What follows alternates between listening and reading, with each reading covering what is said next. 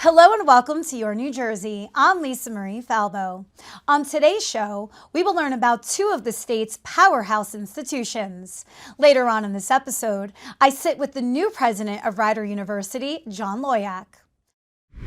But first, O'Toole Scrivo LLC has become a trusted name in New Jersey's legal and public policy landscape, with deep roots in both the courtroom and community service. I sat down with partners Kevin O'Toole and Tom Scrivo to discuss their firm's mission and influence across the state. All right, well, thank you both for having us out here at your beautiful headquarters. I know you're under construction, but I could see what the after is gonna look like, and it's gonna be awesome. I felt like I was walking into the Venetian coming through your lobby. It was gorgeous. That's Tom's vision. He's the contractor, and he's our contractor, general contractor. You know, come down here to an industrial zone, and then you walk into this. So exactly, like it blew me away. It was great. A little different. Tell me about the firm and how it all started, Kevin. So the firm really started, I would say, probably 1986 when Tom and I found each other next to each other in law school. Where did you guys go? Seton Hall Law School. And we kind of literally just happened to sit next to each other. And after a period of time, obviously developed a very strong relationship. And we talked at some point about creating a law firm in New Jersey that does a lot of things beyond just performing legal services, just doing a lot of community good. So born out of that relationship in law school, came this law firm, and started with 6 lawyers, 28 lawyers. Now we're at like 78 lawyers, something like that. Close to 80. Wow. Yeah. So what type of law are your lawyers practicing? We are mostly a litigation firm where we like to consider ourselves as a litigation powerhouse. We don't take a back seat to anyone, so we feel like we can go up against all the biggest firms in the country, and we often do. And so that's our primary focus, but we also have developed a transactional practice. And on the litigation front, we do a little bit of everything from representing a lot of insurance companies to doing a good amount of toxic tort work, product liability, and commercial litigation. So we don't take a backseat to anyone on the litigation front. It sounds like it. But you also mentioned communities. So what type of community work do you do here through the firm? We do a lot. And that's, one of the things we spearhead is a food bank initiative that we actually do nationally. We go into like 9 different states, including New York and New Jersey. And we have a national fundraising campaign to raise awareness and obviously serious dollars for food banks. And that was kind of born out of the COVID time, where we found out that there's a real food insecurity issue. So we do a lot to raise the awareness, and significant dollars matching with corporate sponsors going to a number of states from Illinois and California, Florida, New York, New Jersey. Like fun stuff. And then we do a lot, whether it's working with local hospitals, raising money, whether it's raising for lung cancer initiatives. And we just find when the folks come to us with a community need, we just do it. There was a couple that had, was it quadruplets, Tom? Yeah. And we read about that in a local story. They had difficulty, meeting some of the needs of the baby. So we just ran in-house here a food drive, clothing drive, diaper drive, and we brought the parents here and said, this is going to help you, so they won't have to pay for diapers for the next couple of years. Yeah, really cool stuff. Beautiful. We do stuff like that organically. Yeah, and some of the other things we've done is, together with the folks at Atlantic Health, we've sponsored a new behavioral health center, like an emergency room there that's dedicated specifically to behavioral health. So to take that process out of the regular emergency room. And we've provided some donations over the last couple of years for that, because it is really an underserved area. And, we were very proud to assist. Tom found out that the teenagers would have to go to an emergency room. They'd wait there for a day or two before they got the necessary services, and mental health in particular requires a more immediate attention. So that's one of the coolest things we've done recently. That is huge, because we do a lot with Trinitas Hospital down in Elizabeth, and they have their behavioral health and, inpatient and everything. But in doing those videos, I learned, there's nowhere really to go. And unfortunately, mental health issues, it's on the rise. Yeah. It's unfair to put them in the same population as the emergency room, where they're dealing with so many other, traumatic emergent issues. But behavioral health is it's a whole different area of medicine. Yeah, well, that's really beautiful for you guys to do that and pick up on that and make a difference. When you have all of these cool community initiatives, I guess it's easy to keep your 78 lawyers and other employees engaged, right? What else do you do for them? So well, we do a lot of social events with them. We have a lot of Women of OS. We have a lot of charity get-togethers. We have a day in the zoo for the families coming up. I mean, just really cool stuff we do. Tom and I formed this firm together. We wanted to just be like an extension of our families, and we treat everybody. You saw Jane, who's our receptionist. Love Jane. Yes. She's been with us for 30 years, and she is. She's like, the mother hen. It's like if you come into our firm, you see Jane as a representative. That's who we are. We are really an extension of our immediate families. And Kevin mentioned the Women of OS, which is one of our most proud initiatives. So a lot of firms have women forums and other things where they have social events. We don't stop at that, right? So what we do is through the Women of OS, we've actually created tangible criteria for goal setting for women, for advancement, for engagement in the community, for performing, legal skill sets. So each of those things are goals that are created by the Women of OS for each of the women attorneys at the firm, and things to achieve over a 6-month period, so that there's tangible benefits achieved through that program, and through the women partners here leading it. It's really it's very different than typical women initiatives. That's great. How do you two balance each other out? That's a great question, because I don't think you could find two more different people. Yeah, partnerships are hard. Yeah, you guys know. You're a businessman. I will tell you this. I don't think this partnership is hard. I mean, when it hits, it's a home run, right? So again, we've known each other since 1986. So it's like going on 40 years. I don't think Tom and I have had a single fight in 40 years. And listen, I know I've got a different personality. Tom is, very professional and very smart and very prepared. Sometimes I'm a little more intuitive, or I don't know, maybe emotional. It just seems to balance itself out. It's just a different dynamic. Yeah, I would say that this is not a partnership that we have to work at. This is something that comes naturally. We each understand each other for the many years that we've been together as friends and now as professionals. And so there really isn't any issue about working at this. We're just excited for each coming day of what to do next. That's really that's the fun part about this. We come into the morning and we'll grab a cup of coffee or tea and we'll sit around the desk and say, what are we going to do today? Like, I literally jump out of bed saying, what are we going to do today?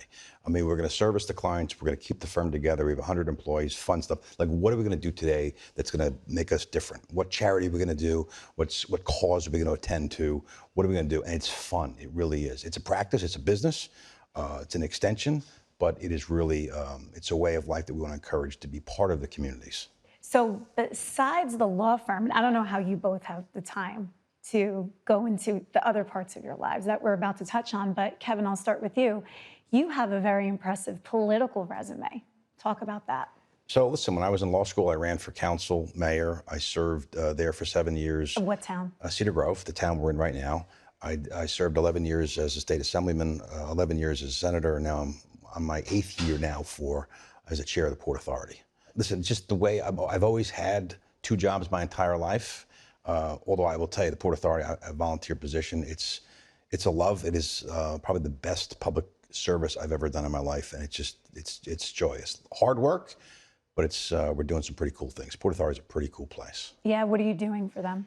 What they're doing, 8,000 employees, $9 billion budget, they're doing great things. They're putting together a $12 billion bus terminal. Terminal A, which you've probably seen, is nearly gorgeous. That's what the Port Authority does at the Terminal A. We're going to work on Terminal B, probably a $10 or $12 billion structure, adding a $3 billion air train in Newark. Really cool things. The Port Authority is 104 years old, and they handle every transportation by land, air, sea, rail. They're just an amazing agency with the most dedicated employees you'll ever meet. Well, I appreciate what you did for Terminal A, because that's what people first see getting off the plane.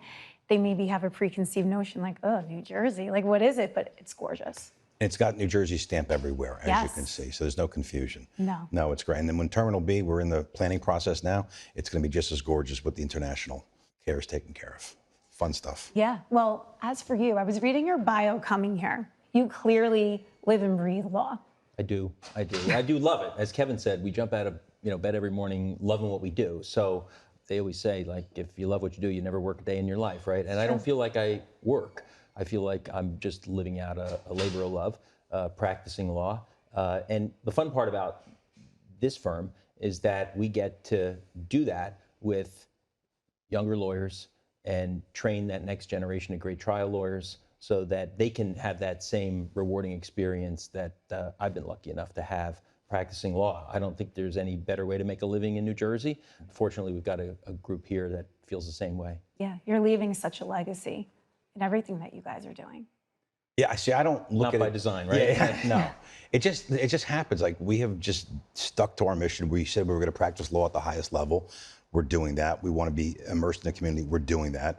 And just over time, Tom attracts the highest, caliber clients. If you have a problem in the corporate America, they're calling Tom.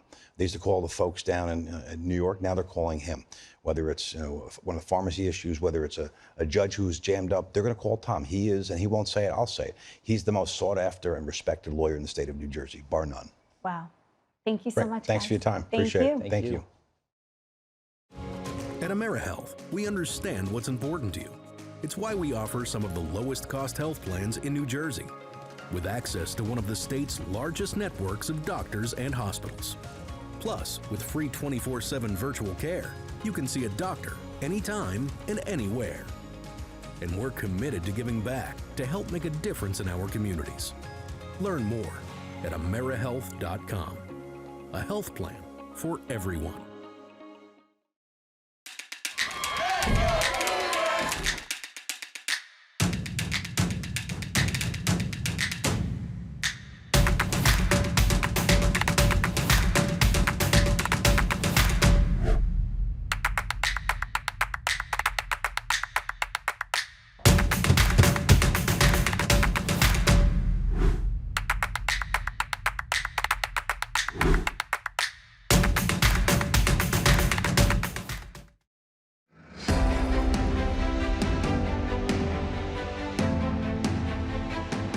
Hey, New Jersey, want to choose how you live as you age?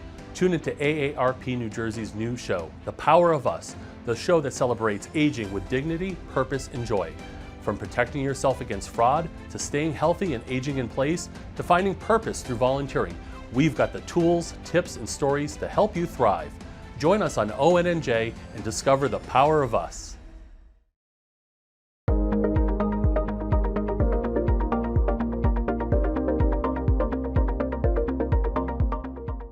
Rider University is one of New Jersey's most respected institutions of higher learning, known for its commitment to academic excellence, innovation, and student success.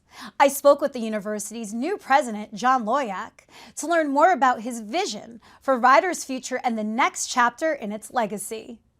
Well, John, thank you so much for having us on your campus tonight. How is Rider keeping ahead of the curve? We're I think trying hard like everyone, and I gave this analogy. When I took the CPA exam, I'm an accountant by training. You have such an interesting life. We'll dive into that in a second. You're an accountant. Are you a baker too? I like to cook. But when I took the CPA exam, even though there were calculators, all you could have was a pencil. And so I think we have two sides to AI, this big, massive sea change of how work is going to be done and what's going to be doing the work. And then if I bring it back to the campus, I'm trying to convince faculty of all kinds of backgrounds to take the pencil and say it's okay to use the calculator. Thank you. For I the wish exam. my teacher said Right? that. I was terrible Right? in math. And there's all these calculations you have to do. It doesn't tell you how well you know the theory. So if you make a math mistake and you pick the wrong circle, the wrong A, B, C, or D, because you were using a pencil, it doesn't say you didn't know it, right? And we have to do that with AI, right? So we have to be able to embed that and then change our testing rubrics to incorporate the technology and still make sure that the student has the knowledge they need on the other side of using the tool. But I think all institutions are in this middle ground of how do you create that transition? How do we change the way we test or create the result of the learning outcome? Because it's moving so fast and it's so new to us as well. When did you become president of Rider? July 7th. Of this year.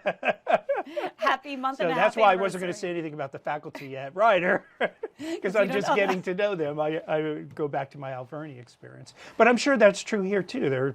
are faculty who are used to using all kinds of different technology, and some who are less technologically oriented than others, and everybody has their own teaching style and pedagogy, and that's all great. But how do we bring it together, make sure that students can use it in a relevant way and still get to the learning outcome? Because if you're an accounting major, you still have to sit for the CPA exam, and you have to know the technology so you can pass the exam and become a CPA, no matter what tools we use in between to do the learning. So you became president this summer. What attracted you to the university? Yeah, so this is my third go-around. I actually got into higher education at King's College. It was the institution I went to undergrad, and they were having some financial difficulties, and I wound up jumping in to try to help. And so that's sort of become my pattern. Somebody early on in the process, when I was first talking about Ryder in the interview process, it was like, well, you're a turnaround expert, and I hate that word. But, you know, higher ed is struggling financially, right? The model for a long time had way more demand than supply, and you didn't have to be all that efficient about it. Now there's a lot less demand and a lot more supply, and so now you really have to be efficient about it. And I'm a first-generation college student, and Ryder is very first-generation college student-oriented, and such a family culture. After turning 2 institutions around, I couldn't help but jump in. Actually, the recruiter who recruited me to Alvernia was the one who gave me the call about the job. You know, one thing led to another, and you get to know the place, and then you get to know the people. And I think it'll be the last thing I do in my career, but I'm really looking forward to the next, 5 or 7 years as we really work to reimagine what Ryder is and turn it into something new and different. And for us, I think that's going to be healthcare. There's such a demand for these positions, and it's such a nice way to grow experiential learning as part of our portfolio. I just believe we will wind up doing that. And we were very successful developing new engineering programs at both King's and Alvernia. And, with the big employers here and the need for that kind of talent in the workforce, I could see us moving in that direction over time. But I think healthcare will be the first step. I think the demand is so high, and right about that. So many unfilled positions, and such great opportunities for students to make great livings and get a great education that they can really use the rest of their life. Yeah. So you're new here. How are you going to get to know the student body, though? Yeah, so I do a lot of things. One thing that I stole from a Harvard seminar for new presidents when I was first going through all this is I do a weekly coffee with the president. So for a couple hours on a Tuesday morning, you get 15 minutes with the president. All you have to do is say what it is you want to talk about. I'll talk about anything. And you can anything? Anything. And it's been a great thing, and it goes through a cycle. So presidencies always seem to start in the summer. So of course students aren't here for the most part, although I have met with some students on coffee and the president because they're here as part of some kind of summer program, or they're part of some of the music and theater things that we do have offshoots over the summer. But you generally start with staff because they're here all summer long. Faculty kind of disappear over the summer too, and then faculty start to come back, so then you notice the population of Coffee with the President starts to shift to faculty, and then students a little bit at the beginning of the semester, but by the middle of the first semester, my schedule will be packed every Tuesday with students who want to meet. And then I'll be out and about. We're doing a whole week of events at the President's residence, kind of welcome, and so students will be part of that. We have a corgi, so we're having a Meet Princess Di party in the backyard. Right, your corgi is named Princess Di. Yeah. How funny. So, or Di, but so all kinds of things will go on to get a chance to meet students, and I like to be out and about, and I've met a lot of the incoming freshmen because they've been here for orientation overnight and those kinds of things, and that'll go on. And then the fun of going to events, basketball games, theater, and all the things you get to do as the president. Yeah. What's the difference in vibes between the Pennsylvania schools and now here in New Jersey? Yeah, I mean, I think to some extent the vibe's the same, right? Because what we're doing is the same. The age of the students are the same. The backgrounds are similar. A lot of first-generation college students. But obviously New Jersey's a different market, and frankly, I'm just starting to learn that. So the political process here, as an example, is very different. I was heavily engaged in the political process in Pennsylvania, both in northeastern Pennsylvania, and Reading was our hub, but we also had campuses in Pottsville and Philadelphia. And so you're very engaged in the political network, and there's a whole process for potential resources that are available through that network. Set the scene. How did you get here at Rider? I did not start in higher education, so I left King's College as an accounting major, started with Price Waterhouse in Philadelphia and became a CPA. Thought, frankly, if you would have asked me, and somebody just asked me, the head of our business college just asked me this question on a podcast, young John Loyack, who in the early 80s was on the King's campus, if you ran into him and said, would you ever be a college or university president? I would have said, you're nuts. That's just not in the cards. What does that even mean? I'm going to be a partner in a CPA firm. What do you mean? I didn't do that either, right? So, but public accounting led me to, business. I really, after being in public accounting for a while, the track to me seemed to be a CFO, CEO track rather than a partner in a firm. Yeah. None of what I've done, ringing the bell in the New York Stock Exchange and, working in businesses and doing mergers and acquisitions and being on Wall Street and all the things that I've been able to do in my career would have never done without King's, and Lehigh too, because that's where I got my grad degree. But really, King's was a place that gave me my start. I grew up in a coal town in northeastern Pennsylvania, found my way to college like all my college buddies did. Had a very interesting professor. I was thinking I was going to be an IT major, who pulled me into accounting because it was a class I had to take along the way, and really got me on my career path. So it was great to go back there, turn that around, get it thriving and growing. It's also where I grew up. So we did a lot of downtown economic redevelopment in our turnaround cycle in Wilkes-Barre. Including bringing the first Chick-fil-A to northeastern Pennsylvania. Oh, wow. That's probably the biggest accomplishment, right? That the college students It's a great story. So every year there's this thing called the PA Society, which is a sort of Pennsylvania politics, and it goes to Manhattan for a series of meetings. And so I'm literally standing in a meeting, and I'm standing there, and across the room I can hear people talking about, because it was just on the front page of the newspaper the day before, people talking about King's bringing Chick-fil-A to downtown Wilkes-Barre. It was like the amazing experience, right? So, but that's really how I got started. And they recruited you, or you sought them out? They recruited me. I was on the President's Advisory Council for 25 years. Got it. Thinking about moving on to the board, and in those conversations, one thing led to another, and I wound up jumping in to try to help dig it out of the mess, which I thought would have been a 12 or 18 month thing that turned out to be 6.5 years. Wow. So I just fell in love with doing it. And then we had gotten to the point where we got everything done that we really wanted to do, and the Alverny opportunity came up, and it was a chance to do another transformation, and I couldn't say no to that. Every time along that path, I kept thinking I would retire, and it just has never addicting. happened. It Success is. becomes addictive. It is, and then Rider has very much the same opportunity to transform itself in some new and exciting ways, and I couldn't say no to that either. So here I am. Well, it sounds like you leave places better than you found them. Yeah, that's the hope, right? So in higher education, it takes a village, right? We very much are centerpieces of our community, and it's really that whole interaction between community and government and philanthropy and our students and our faculty and what we do and provide coming together in new and different ways and rethinking and reimagining ourselves, that creates that success. I always say, like, I'm the crazy guy in the room with an idea, and then a lot of people help bring that idea to life and get it across the finish line, generally in ways you would never ever think you were going to do it. So it is a really neat way to have a professional outlet. There's no two ways about it. Yeah. Well, you have such energy, drive, passion. Rider's on its way. Yeah, I hope so. Thank you, John, so much. And once again, thank you for opening your campus to us. So thank you so much. Thank you for joining me on another episode of Your New Jersey. I'm Lisa Marie Falbo. We'll see you back here next week.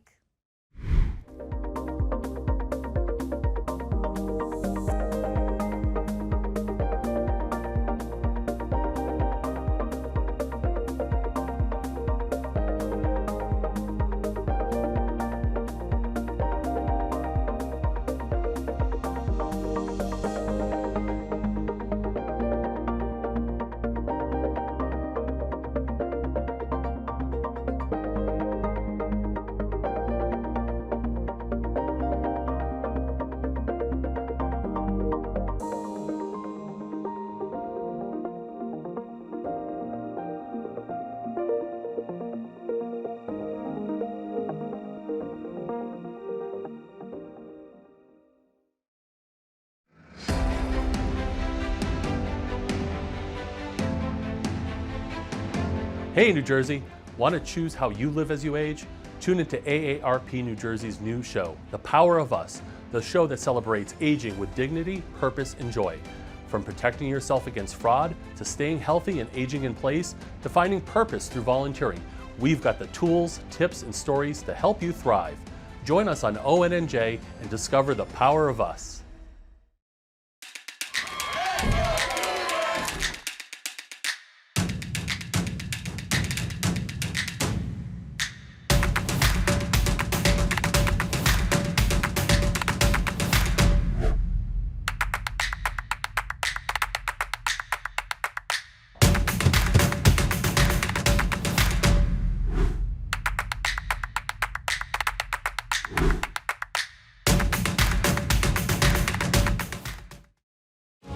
At AmeriHealth, we understand what's important to you.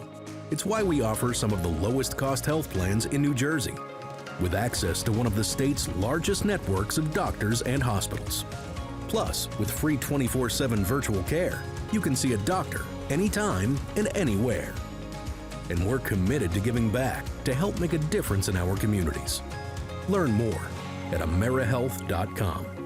A health plan for everyone.